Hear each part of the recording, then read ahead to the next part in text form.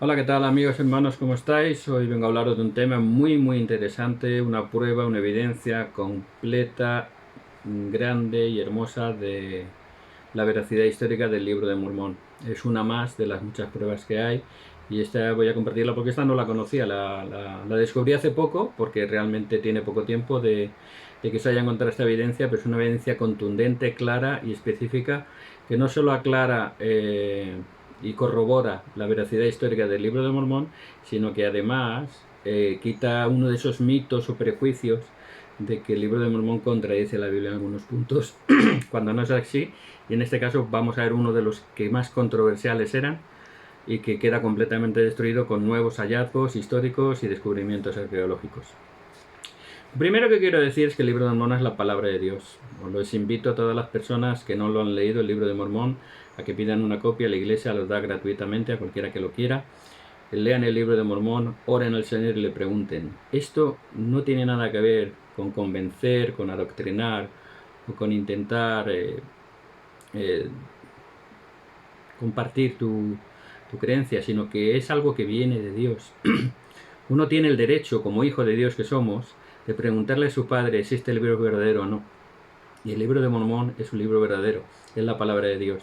Es otro testamento de Jesucristo, otro testigo de Jesucristo, que Él es nuestro Señor y Salvador Jesucristo. Y si lo leen con fe y oran al Señor, podrán saber por sí mismos, como la Biblia, exactamente igual que la Biblia, que es la palabra de Dios. Y les invito a que lo hagan. No obstante, aparte de ser la palabra de Dios, es un libro como la Biblia que está en un contexto histórico y que tiene ciertos componentes históricos que podemos identificar. En la Biblia se han identificado mucho, en el libro de Mormón algunos, otros no, pero muchos sí, y podemos ir haciendo una recopilación para que nuestro testimonio espiritual esté fundado también en conocimiento.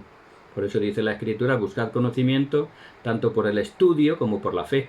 Entonces, por la fe sabemos que el libro de Mormón es la palabra de Dios y por el estudio podemos corroborar que es un libro histórico, que no es un invento del siglo XIX, ni una historieta, ni una novela, ni un invento de, de una mente privilegiada, sino que realmente es la palabra de Dios, un compendio de historias de varios pueblos durante cientos de años y con cientos de profetas diferentes o docenas de profetas diferentes que cuentan la misma historia tal como está constituida la Biblia, ¿no?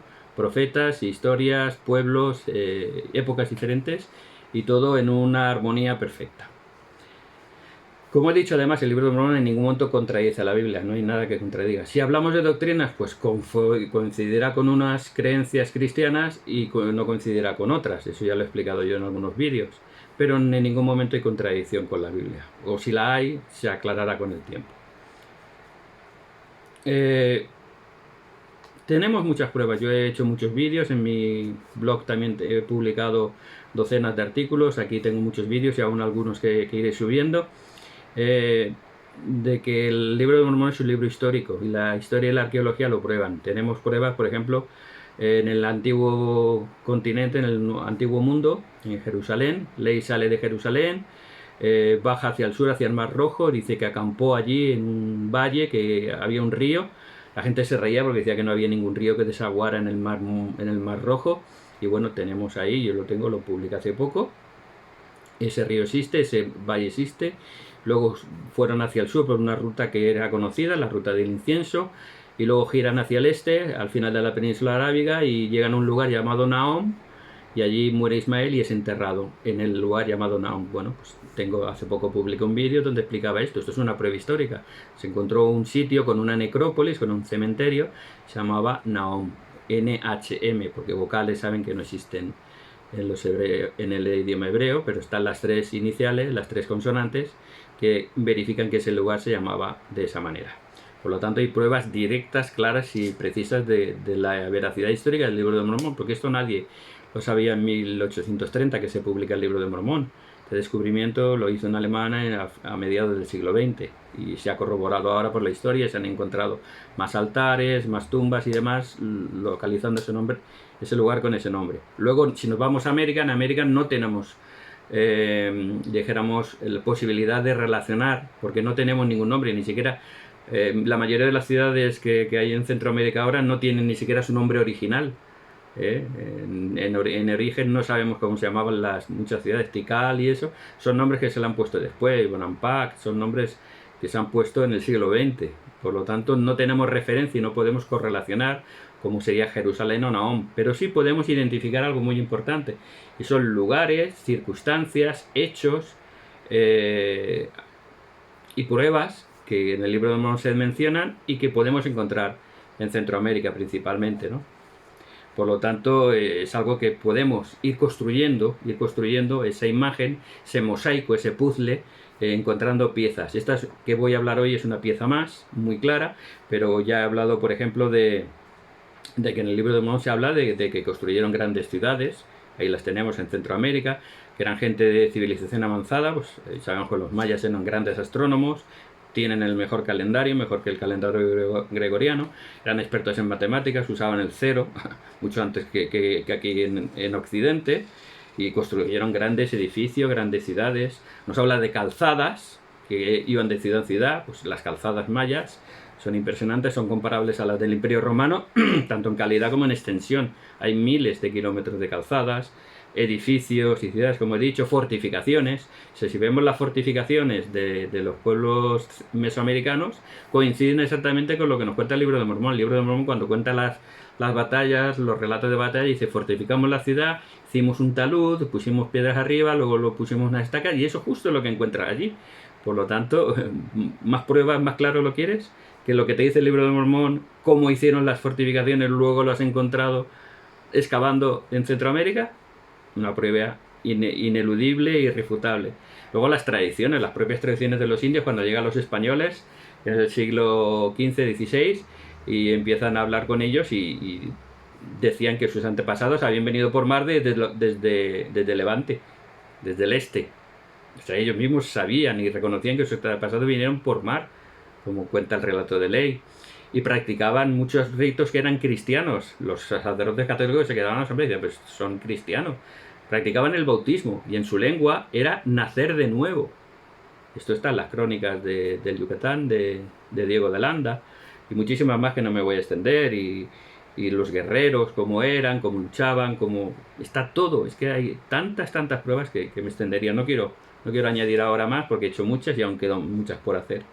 Pero voy a matizar unas cosas. Hay muchas cosas que todavía se dicen en el libro de Mormón que todavía no las hemos encontrado. Y cosas que se decían hace años que no se habían encontrado, pero luego se han encontrado. Por ejemplo, durante mucho tiempo el libro de Mormón dice que habían elefantes en el libro de Éter, o sea, 2000 años antes de Cristo. Y la gente se reía porque decían que sí, habían habido elefantes en Centroamérica, pero se habían extinguido 10.000 años antes de Cristo. Por lo tanto, era anacrónico, no podían haber existido a la vez. Sin embargo, cuando se descubren en Copán bajorrelieves con imágenes de dos elefantes del siglo I de nuestra era, ahí se callan ya todos, se tienen que callar. Y eso no se descubrió cuando se criticaba, pero después sí. Y está certificado por el Instituto Nacional de Arqueología Mexicano, que no me lo digo yo, no es que diga yo que son elefantes. Porque algunos dicen: no son elefantes, son guacamayos. No, son elefantes, y lo dice el Instituto Nacional de Arqueología Mexicana, y lo he demostrado. Pueden ver el vídeo que está aquí en este canal, donde muestro la hoja del instituto. O el cemento, también se reían diciendo: un profeta a principios del siglo XX hablaba con un amigo y le decía: el libro no habla de que hay cemento, y el día que encuentre cemento me bautizaré. Y el profeta le dijo, dice: no se ha encontrado todavía cemento, dice, pero a lo mejor antes de que yo muera se encuentre, y si no, mis hijos o mis nietos seguro que verán el descubrimiento. Y luego se descubrió el cemento. Ahora ya no hablan de eso, pero durante mucho tiempo se burlaron, se rieron. Pues esto es lo mismo, el tiempo da la razón, y el tiempo nos va dando. Ahora, con esta prueba que les voy a mostrar, vamos a ver que una de las grandes críticas hacia el libro de Mormón se ha caído por su peso con un nuevo descubrimiento. Quisiera primero que nada agradecerlo a mi querido hermano Gerson Ortiz de Colombia, un gran amigo, un buen hermano, que es muy listo, muy inteligente, muy estudioso, y siempre me está pasando cosas, y este artículo, este conocimiento me lo pasó él, y quiero agradecérselo de corazón y darle un abrazo muy fuerte desde aquí. Gerson, te quiero. Bueno, pues una de las críticas está que en el libro de Mormón, en Primera de Nefi, capítulo 2, cuando Nefi sale de Jerusalén, capítulo 2, versículos 6 y 7, Dice, y aconteció que después de haber viajado 3 días por el desierto, asentó su tienda en un valle situado a la orilla de un río de agua. Y sucedió que erigió un altar de piedras y presentó una ofrenda al Señor y dio gracias al Señor Dios. Y luego, posteriormente, en el mismo sitio, cuando ya van a por las planchas de Labán y vuelven, capítulo 7, cuando regresan con las planchas y tal, el versículo 22 dice, y aconteció que bajamos a la tienda de nuestro padre, que como hemos visto estaba a 3 días de camino de Jerusalén, y cuando yo y mis hermanos y toda la casa de Israel hubimos llegado a la tienda de mi padre, ellos dieron gracias al Señor su Dios y le ofrecieron sacrificios y holocaustos. Bueno, pues los detractores, los que están en contra del libro de Mormón, dicen que esto es incorrecto. ¿Por qué? Porque Deuteronomio 12, pueden buscar el capítulo 12 entero, lo dicen varios versículos en concreto, pero pueden leerlo entero para ver su contexto. Específicamente dice que no se pueden hacer sacrificios fuera de Jerusalén. Entonces decían, ¿cómo podía Ley, si era un hombre de Dios, un profeta de Dios, caminar 3 días por el desierto, asentar su tienda y después ofrecer sacrificios y holocaustos ante el Señor si estaba prohibido específicamente en Deuteronomio 12? Eso contradeciría la Biblia y probaría que sí era un invento, que no es de la época, o que Ley no era un profeta de Dios porque estaba haciendo lo que era contrario a la ley. Bueno, pues todo esto queda aclarado precisamente en este momento. En su día se dieron varias explicaciones. Intentaron explicar, bueno, pues que el profeta Ley no era un levita, no pertenecía a la orden sacerdotal menor, sino que perseguía el sacerdocio de Melquisedec como los profetas y que a lo mejor no estaba sujeto a esas limitaciones, o que habían algunas otras alternativas, que en Jerusalén a lo mejor solo se hablaba para Jerusalén. Es decir, habían varias posibilidades que explicaban esto, pero ahora tenemos una prueba concreta, tangible y clara de que ni el libro de Mormón contradice la Biblia, ni el profeta Ley hizo ningún sacrilegio ni nada contrario a la ley. ¿Cómo lo sabemos? Pues precisamente por las pruebas encontradas en los manuscritos del Mar Muerto, los rollos de Qumran famosos que se encontraron a partir de 1947 junto al Mar Muerto, en un desierto, en unas cuevas que están situadas en el desierto junto al Mar Muerto. Se encontraron en unas vasijas unos manuscritos, luego se han encontrado hasta 12 cuevas, creo, con muchos más, pero los primeros son de 1947 y son manuscritos, la mayoría en arameo, y fragmentos de la Biblia, con lo cual todos lo conocen, los rollos del Mar Muerto, que corroboran a la Biblia. Incluso el libro de Isaías prácticamente está completo, lo demás son fragmentos, todos corroborando precisamente los escritos bíblicos.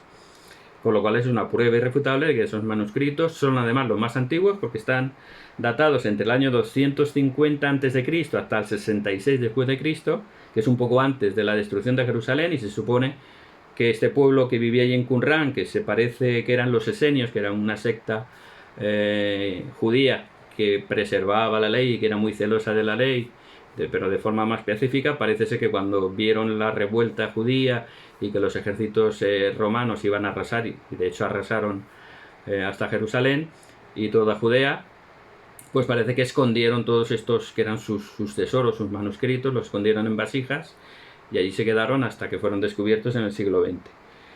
Por lo tanto, todos estos registros son más antiguos que los que tenemos ahora para la Biblia, como el Textus Receptus o los manuscritos que se utilizan en la crítica textual actualmente, que son los dos movimientos más grandes que tenemos en cuanto a las traducciones bíblicas, pero no voy a entrar en eso, que bastante polémica hay en ese tema. Pero vamos a ver ahora cómo precisamente los manuscritos encontrados en los rollos del Mar Muerto corroboran esta falsa polémica de que Ley hizo unos sacrificios que no debía porque había hecho el sacrificio fuera de Jerusalén.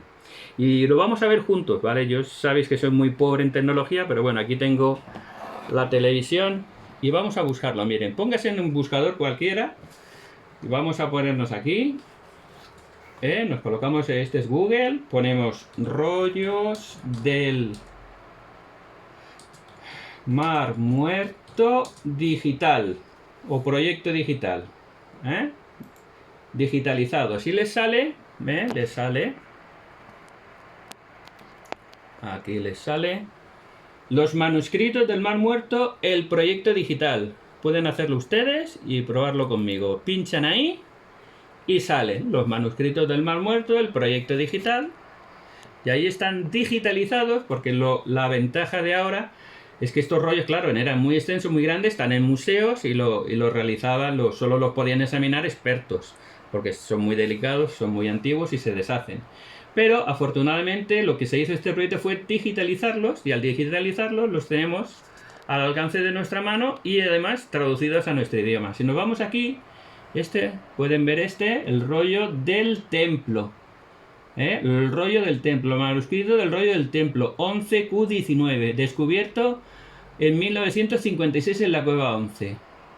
Lo pinchamos, rollo del templo, y aquí nos sale unos fragmentos, y aquí abajo pueden consultar la traducción al español. Fíjense qué fácil, hasta yo que soy un torpe en esto, con ayuda de mi amigo Gerson lo conseguí. Pinchan y vamos a irnos, esto va por columnas, están números romanos, pero el que no sepa números romanos, tenemos que irnos hasta la columna 52, no sé si lo pueden ver bien ahí. A ver, aquí. Sí. Columna 52. A ver.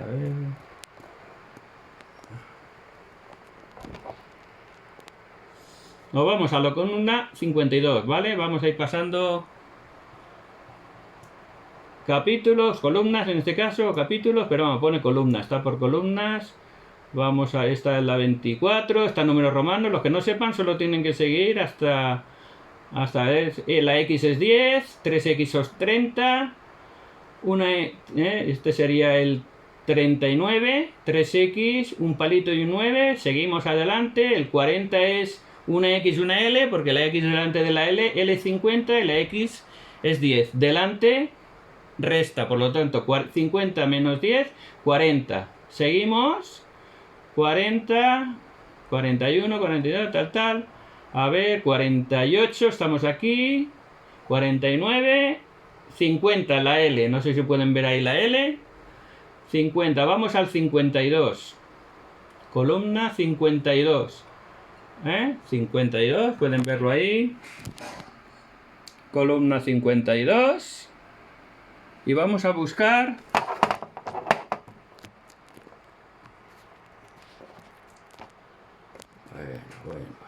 el versículo 13. Pueden verlo ahí, si no yo se lo leo. Dice: no labrarás con buey y un asno juntos, no sacrificarás vaca, oveja o cabra puras en ninguna de tus ciudades que estén a menos de 3 días de camino de mi templo. A menos de 3 días de camino de mi templo, sino que las sacrificarás dentro del templo, haciéndolos holocausto y sacrificio pacífico. Lo comerás y te regocijarás ante mí en el lugar que yo escogeré para poner en él mi nombre. Es decir, que lo que no aparece en Deuteronomio 12, porque quizás se ha perdido o no se transcribió bien en su día, y tal como nos ha llegado a nosotros, está incompleto, en los rollos del Mar Muerto, que este capítulo coincide con el capítulo 12 de Deuteronomio, nos hace esta salvedad: no sacrificarás oveja o cabra puras en ninguna de las ciudades que estén a menos de 3 días de camino de mi templo. Es decir, que a menos de 3 días de Jerusalén no podías ofrecer nada sino en el templo de Jerusalén. Pero si estabas más de 3 días de camino, como dice aquí en Primera de Nefi, que caminaron 3 días y pusieron sus tiendas a 3 días de camino de Jerusalén, ya estaban autorizados a ofrecer sacrificios, porque la distancia les favorecía. Algo que en Deuteronomio 12 no aparece en los rollos del Mar Muerto. ¿Está claro o no está claro? Es una evidencia clara, concisa y rotunda. Lo que no sabíamos cuando se publicó el Libro de Mormón en 1830, y que enseguida los críticos detectaron como una contradicción con la Biblia o como un sacrilegio hecho por el profeta Ley, ofreciendo sacrificio fuera de Jerusalén, está justificado en los rollos del Mar Muerto, porque especifican que ya pasando de 3 días de camino del templo de Jerusalén se pueden ofrecer sacrificios y holocaustos fuera del templo, porque la distancia ya te lo permite. Entonces eso es algo que no se sabía en 1830, ni siquiera se sabía en el Nuevo Testamento, quizás, y ahora lo hemos sabido, lo hemos averiguado gracias al descubrimiento de los rollos del Mar Muerto, y lo sabemos, está digitalizado hace 15 años o así, y hasta ahora lo han encontrado los eruditos. Con lo cual queda muy claro de que el Libro de Mormón es un registro antiguo, que los 3 días de viaje que cita ley específicamente en Primera de Nefi 2 coinciden con los rollos del Mar Muerto, que dice que tienes que estar a 3 días de viaje para poder sacrificar fuera del templo de Jerusalén. Lo cual, lo que antes era una duda, lo que antes era una sospecha de engaño, ahora se convierte, se le da la vuelta completamente a la tortilla y se convierte en una prueba. Es como la cuerda, ¿no? Aquella de, ¿cómo era?